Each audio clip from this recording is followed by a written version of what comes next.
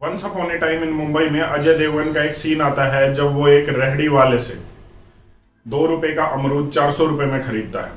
हालांकि उस फिल्म में उस सीन में वो कंटेक्स्ट दूसरा था कि वो क्यों खरीद रहा था, लेकिन आप उससे इतना समझ सकते हैं कि अगर आपको किसी की भी मदद करनी हो तो आप किसी भी तरीके से कर सकते हैं और किसी भी हद तक जा सकते हैं। और अगर ये बात सरकार की हो कि अगर सरकार को किसी की मदद करनी है तो वो किसी भी हद तक जा सकती है, क्योंकि सब कुछ सरकार के ही हाथ में होता है। यहाँ पर हम बात कर रहे हैं कि किस तरीके से सरकार अगर चाहे तो सारी हदें पार कर सकती है मदद करने के लिए, लेकिन क्या ये मदद गरीबों की होती है? असली सवाल ये है। चलिए देखते हैं।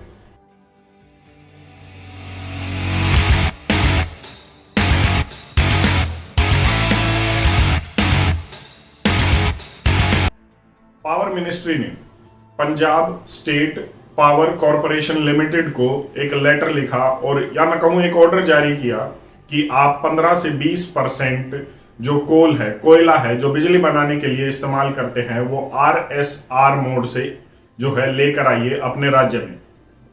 अब ये क्यों लेकर आइए और कहां से लेकर आइए? मान लीजिए आपको उड़ीसा से पंजाब कोई भी सामान ट्रांसपोर्ट करना है, लेकर जाना है, तो आप कैसे लेकर जाएंगे? अब आप कहेंगे इसमें करना ही क्या है, गाड़ी से या ट्रक से या फिर रेल से उड़ीसा से वो सीधे पंजाब हम लेकर चले जाएंगे। लेकिन ये आपका तरीका है काम करने का, सरकारी तरीका नहीं है। सरकारी तरीका है RSR मोड का, जो मैंने अभी आपको बताया। अब ये कौन सा मोड है? मैं आपको बता दूं कि उड़ीसा में एक माइन है तलचर एरिया में, जिसमें कोयला निकाला जाता है जहां से। अब इस कोयले को सीधे हम रेल के माध्यम से पंजाब पहुंचा सकते हैं, लेकिन उसमें फायदा किसका होगा? उसमें फायदा आपका होगा, क्योंकि आपको सस्ती बिजली मिल जाएगी। लेकिन क्या ये होना चाहिए? नहीं होना चाहिए। क्यों नहीं होना चाहिए? क्योंकि RSR मोड से जब तक वो कोयला नहीं जाएगा तब तक उन लोगों की मदद नहीं होगी। वो 2 रुपए का अमरूद 400 रुपए में नहीं बिकेगा जिन लोगों को हम चाहते हैं। कैसे? तलचर एरिया से पहले जो कोयला है वो पारादीप पोर्ट पर जाएगा, जो ईस्ट कोस्ट पर है उड़ीसा की, हमारा मतलब भारत की। ये रेल के माध्यम से जाएगा। इसके बाद पारादीप पोर्ट जो ईस्ट कोस्ट पर उड़ीसा में, जैसा मैंने बताया, वहां से शिप के माध्यम से S मोड से वो जाएगा मुंद्रा पोर्ट पर, जो गुजरात में है, वेस्ट कोस्ट की।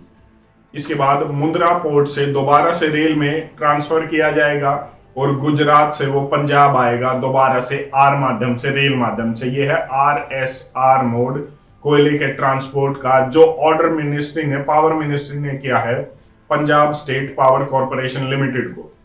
इसमें यह भी कहा है पावर मिनिस्ट्री ने कि इससे ट्रांसपोर्टेशन कॉस्ट बचेगी। अब ये कैसे बचेगी ये मुझे भी समझ में नहीं आ रहा। हाँ, इतनी बात है कि मैं बता दूं कि मुंद्रा पोर्ट, जिस पोर्ट पर गुजरात में ये कोयला उतरेगा, वो पोर्ट है सरकार के दोस्त अडानी का। अब ये सब क्यों किया जा रहा है, कैसे किया जा रहा है, किस लिए किया जा रहा है, मुझे लगता है आपको समझ में आ ही गया होगा।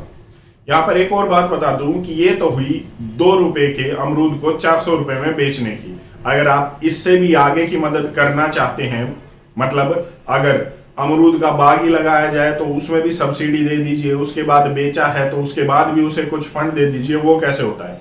गुजरात सरकार एक MOU साइन करती है, एग्रीमेंट साइन करती है कि 11,591 यूनिट से ज्यादा जो है यूनिट की बिजली खरीदी जाएगी। और वो किस रेट पर खरीदी जाएगी? 25 साल तक वो खरीदी जाएगी 2.89 से 2.35 के रेट पर।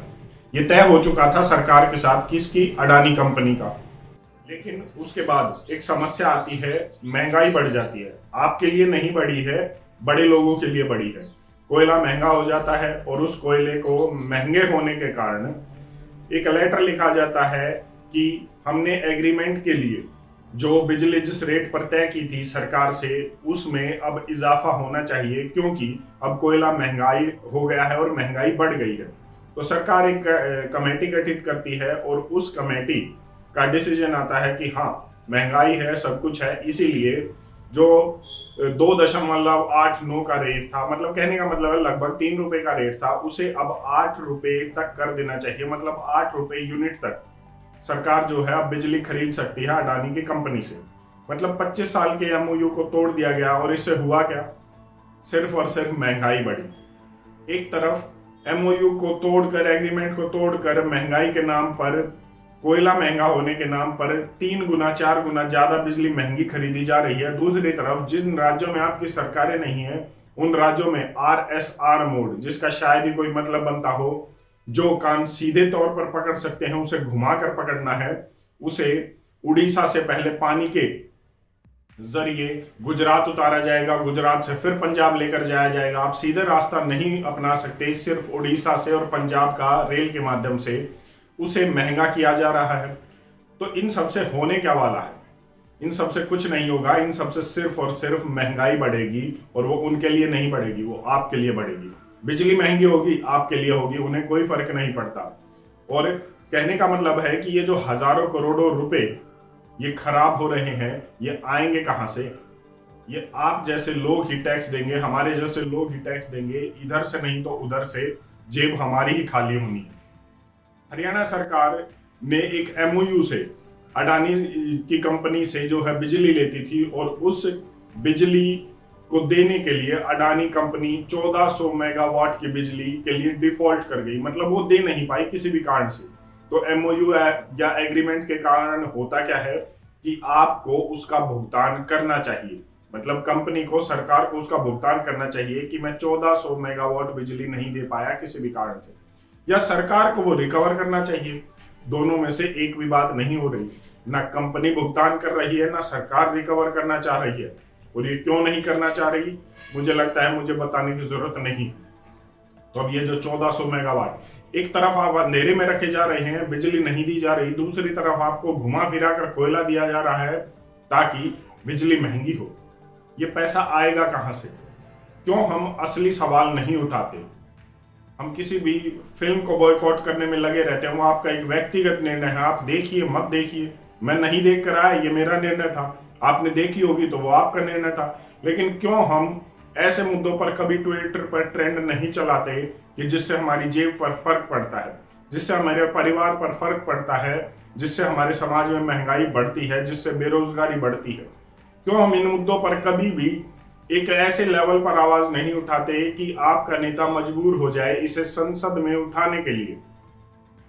ठीक है, अगर आप सरकार की पार्टी से हैं या विपक्ष की पार्टी से, वो एक अलग मतलब है, आपका एक राजनीतिक दृष्टिकोण है, लेकिन आपको अपने लिए वो आवाज उठानी होगी, आज नहीं तो कल उठानी होगी, वरना आपके बच्चों के पास समय नहीं होगा ये आवाजें उठाने के लिए। आपको लगता है कि महंगाई नहीं है? एक बार उस जनता से पूछिए, उन गरीबों से पूछिए जो 80 करोड़ से ज्यादा है इस देश में।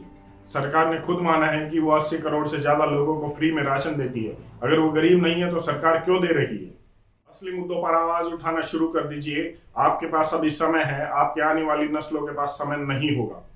यकीन मानिए, समय बड़ा खराब आने वाला है। महंगाई, बेरोजगारी, मैं इन मुद्दों पर बात कर चुका हूं। आर्टिफिशियल इंटेलिजेंस किस तरीके से नौकरियां ले लेंगी, महंगाई बढ़ ही रही है। आईएमएफ कह ही चुका है कि 2027 तक डॉलर की वैल्यू 100 रुपए होगी। तो आप किस तरीके के विकास की बात कर रहे हैं? क्या सिर्फ 2% लोगों का ही विकास है? और क्या सिर्फ इसी तरीके से मनी को सेंट्रलाइज करना, पैसे को ऊपर लोगों तक पहुंचाना ही विकास है? और अगर यही विकास है तो विनाश और विकास में फर्क क्या होता है? सोच कर देखिए कि आप किस ओर जा रहे हैं और किस तरीके से आपका विकास किया जा रहा है। यकीन मानिए, समय बड़ा खराब आने वाला है अगर हम चेते नहीं, अगर हमने समय से पहले ही इसको नहीं देखा, अगर हम दूरदर्शी नहीं हुए, अगर हमने नहीं पहचाना कि किस तरीके से हमारा अत्याचार और शोषण हो रहा है।